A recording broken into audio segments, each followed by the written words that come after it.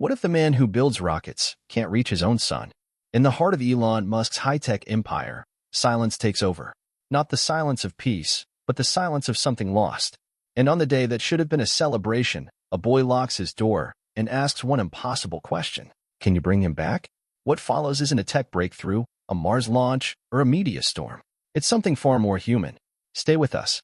This is a story about grief, a bird, and a birthday without candles. And why, sometimes, the most powerful thing a father can do is nothing at all. It was the first day of June. The California sun hung high and indifferent over Elon Musk's Bel Air estate, casting golden light through the tall windows of a house filled with silence. A kind of silence that doesn't come from peace, but from absence, from something missing. Xaea, 12, now 12 years old, had locked himself in his room. Again, the party preparations had been underway for a week. A private magician, eco-sustainable balloon installations, and even a hologram of a Tyrannosaurus Rex that Elon had personally commissioned just to make his son laugh. But the boy didn't want any of it. Not this year. He had said just 7 words the night before. 7 words that Elon would not forget for the rest of his life. I don't want a birthday this year. Elon had laughed, at first. Not mockingly, but nervously. Because how could a boy who once cried from joy when his father took him inside a Falcon 9 rocket now flinch at the idea of blowing out a candle? Grimes was the only one who seemed to understand right away. She looked at Elon across the long marble kitchen island and said, quietly, "It's because of what happened to the bird." The bird. Elon had almost forgotten. 3 months ago, a baby raven had fallen out of its nest in the backyard. Xaea, 12 had found it, fed it crushed almonds with a dropper, named it Tesla. The boy had even built a tiny helmet out of aluminum foil and insisted the bird would fly again. For a while, it did. Until one morning, Tesla was gone. They'd found the tiny helmet beneath the hedge. Blood, feathers, nothing else.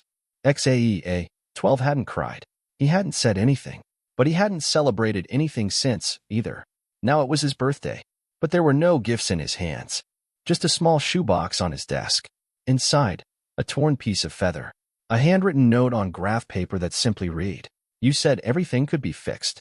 Elon stood in the hallway, staring at the closed door. The world outside knew him as a man who made Mars seem reachable, who resurrected electric cars, who defied gravity. But right now, he couldn't even open his own son's door. He knocked. Nothing. He knocked again. And then finally, a whisper. So soft, Elon almost missed it. "Can you bring him back?" Those 5 words. They hit harder than any rocket explosion, than any courtroom battle, than the darkest nights in the Tesla factory. Because for the first time in years, Elon Musk had no answer. No blueprint. No fix. Just a boy grieving something too small for the world to notice, but too big for a child's heart to carry alone. And that was just the beginning. After a long pause outside his son's door, Elon walked away, not because he wanted to, but because he didn't know what else to do. In his office, surrounded by screens and models of rockets and AI prototypes, he sat in a chair that suddenly felt too big. He turned off the lights. The silence followed him here too. On the glass table in front of him, his phone buzzed. Dozens of missed messages. Board updates. A press request from a European agency. But Elon ignored all of it. Instead, he opened his contacts and stared at a name he hadn't seen in 2 years. May. His mother. He hadn't spoken to her since the argument in Texas, the one over Neuralink. Over parenting. Over whether ambition was an excuse for absence. She had hung up that day without saying goodbye. But now he pressed call. It rang once. Twice. 3 times. Then her voice, sharper than he remembered, but softer somehow. "Elon." There was a long pause. "He won't celebrate," Elon said quietly. Not even open the door. He didn't need to say who. She knew. May Musk had always known how to read what her son didn't say. There was no lecture, no scolding. Only breath. And then a whisper. "Bring him to me." That was it. No more words. By 6 p.m., the party team had been dismissed. The magician, paid in full, packed up the rabbit that never left the hat. The balloons, biodegradable, sustainable, forgotten, deflated like the day itself. Elon knocked one last time on his son's door. "We're going somewhere," he said gently. "No birthday. No candles. Just somewhere." The door opened. Slowly. Xaea, 12 didn't say anything. His eyes were hollow in a way that made Elon's throat tighten. He nodded once. And so they drove. Past the city, past the paparazzi drones that buzzed like mechanical flies over the gates. They didn't speak for the first 2 hours. Just the sound of the tires, and the electric hum of the Tesla, and the silence that stretched too long. But when the GPS chimed, arrived at destination, they were no longer in California. They were in Saskatchewan. Farmland. Endless sky. The kind of silence Elon had grown up with. The kind that didn't feel empty, just real. May stood on the porch of her small farmhouse, wrapped in a thick shawl, arms folded not in judgment, but in waiting. When the boy stepped out of the car, she didn't say happy birthday. She just opened her arms. And for the first time in weeks, he ran into them. The boy cried. The kind of crying that shakes your shoulders, that empties your lungs. Not because he missed the bird, but because he believed he had failed to save it. May held him without a word. And Elon stood there motionless. A man who once bent metal with thought, powerless before the weight of his own child's sorrow. He stepped forward, slowly, but May stopped him. Let him grieve, she said softly. You fix machines, Elon. But some things, they fix you. The sun was beginning to dip behind the horizon, casting long shadows across the fields behind May Musk's quiet farmhouse. The light was golden, the air still, as if the world itself was holding its breath. XAEA, 12 sat curled beneath an old oak tree at the edge of the property, a blanket wrapped around his shoulders, his eyes fixed on the wind whispering through the tall grass. May sat nearby, not speaking, just being there, present in the way only a grandmother can be. Elon watched from the porch, arms folded, a strange emptiness swelling inside him. He had no charts for this. No data. No algorithm that could map the shape of this kind of sorrow. All he had was time. And silence. Then came the sound. Tires crunching gravel. A car approaching slowly from the dirt road. Elon turned instinctively, expecting a neighbor, a delivery, anything but who stepped out next. It was a woman in her 60s, her silver braid tucked into a sun hat, her hands carefully holding a weathered shoebox. No press badge. No cameras. Just quiet purpose. Elon walked toward her, confused. Can I help you? He asked, keeping his voice low. The woman looked up at him with eyes like rain, gentle but heavy. Are you the man who lost the raven? She asked. Elon blinked. She continued. I'm Helen. I run the Wildlife Center up in Humboldt. One of our volunteers found this in the valley last month. We traced the tag on the leg band back to your property. She opened the box carefully. Inside was a single, black feather, iridescent, hole, and a tiny GPS tracker clipped to a photo. The photo showed Tesla, the bird, perched on a gloved hand, eyes bright, wings half spread. It was dated 3 weeks after they thought he was gone. He didn't die, Helen said softly. He was rescued. Weak, but alive. He recovered, but he never stopped pecking at the glass of his enclosure. We couldn't keep him grounded. She paused. He flew again. This photo was taken 2 days before he disappeared from our aviary. We think he went home. Elon stared at the image, the feather. For a long time, he didn't speak. His chest rose slowly, then fell. Why bring this now? He asked. Helen smiled faintly. Because you should know he didn't die in pain. He didn't die alone. He healed. And he chose the sky. From the tree line, XAEA, 12 had heard it all. He was standing now, eyes wide, mouth parted in stunned silence. Elon stepped aside, letting the boy walk forward. He reached into the box, gently lifting the feather like it was something sacred.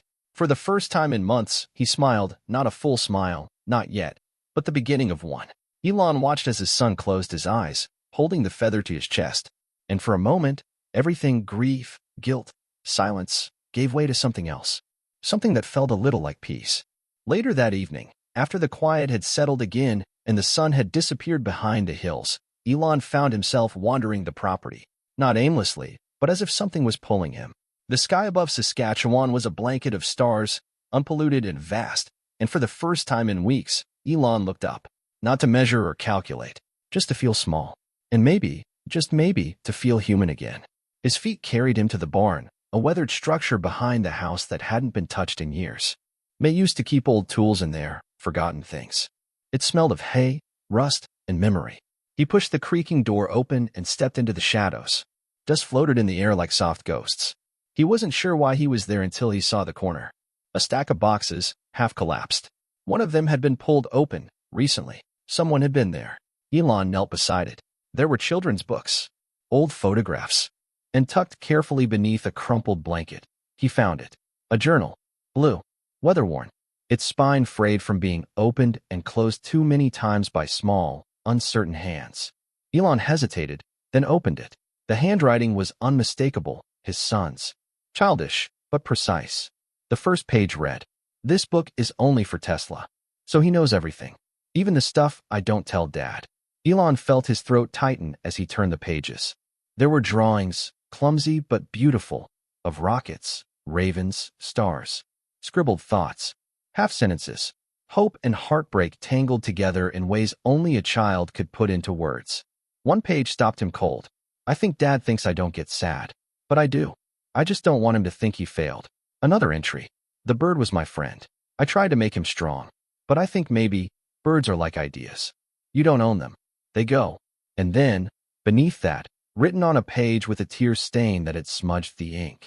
Maybe if I don't have a birthday, time won't move forward without him. Elon sat there for a long time in the barn, journal open on his knees, staring at the words that cracked him wide open. His son hadn't shut down because of a bird. He had shut down because he thought grief was a weight he had to carry alone, because he didn't want to break his father's heart. And Elon had missed it.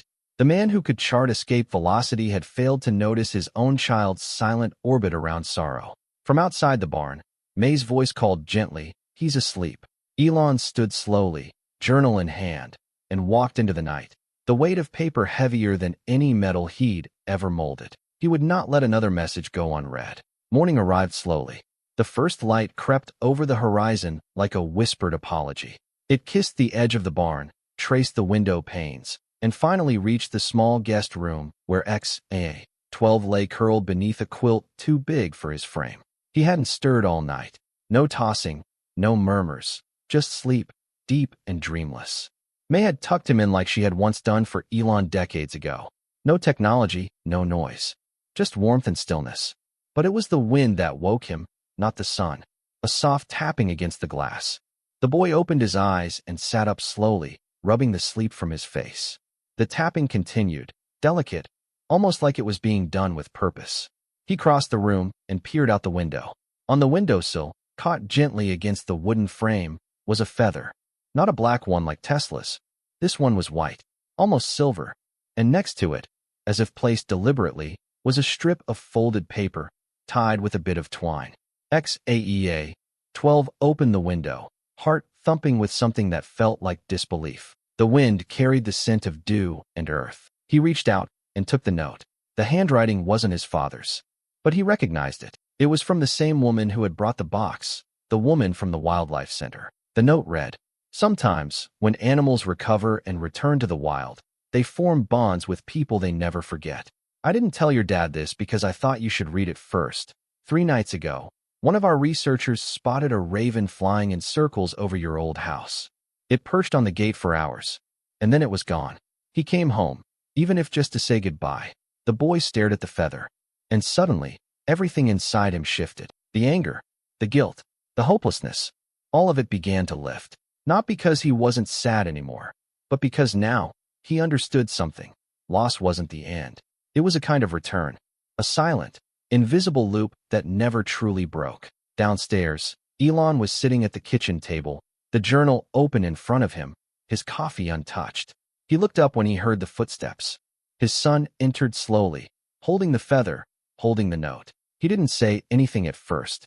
He just stepped forward, arms trembling. And then, without words, he hugged his father. For the first time in what felt like forever, the birthday had come and gone without a party. No candles, no gifts, no crowd. And yet, something deeper had happened, something no celebration could have offered. In the week that followed, Elon stayed on the farm with his son. No phones, no meetings, no headlines. Just long walks, quiet dinners, and silence that finally felt like peace instead of punishment. The two of them spent afternoons in the barn, fixing up an old drone XAEA-12 had found buried under a pile of rusted tools. They didn't say much, but the silence between them wasn't the kind that needed to be filled. Every now and then, Elon would glance at the boy and wonder how he'd missed so much, how easily genius can blind itself to grief. One night, as the wind rattled the windows and the moon bathed the land in silver, May brought something to the kitchen table. A simple cake, small, uneven, with 13 drawn in frosting like it had been done by a child. She placed it down without a word and walked away. Elon looked at it for a long time. So did XAEA-12. There was one candle, unlit. The boy reached into his pocket and pulled out the white feather. He placed it beside the candle, gently. then looked at his father and whispered, "Can we just sit with it? Not blow it out. Not make a wish. Just sit with it." And so they did. For 10 minutes. For a lifetime. There was no music. No applause. Just the sound of the wind, the smell of the cake, and the light of one candle that never needed fire to mean something. Elon reached over, placed his hand over his son's, and said, "Maybe this is the new tradition." XAEA 12 nodded. A birthday without the birthday. And in that moment, it was enough. Because sometimes, the most powerful celebrations are the quietest ones, where the candle stays unlit, but the room is filled with light anyway.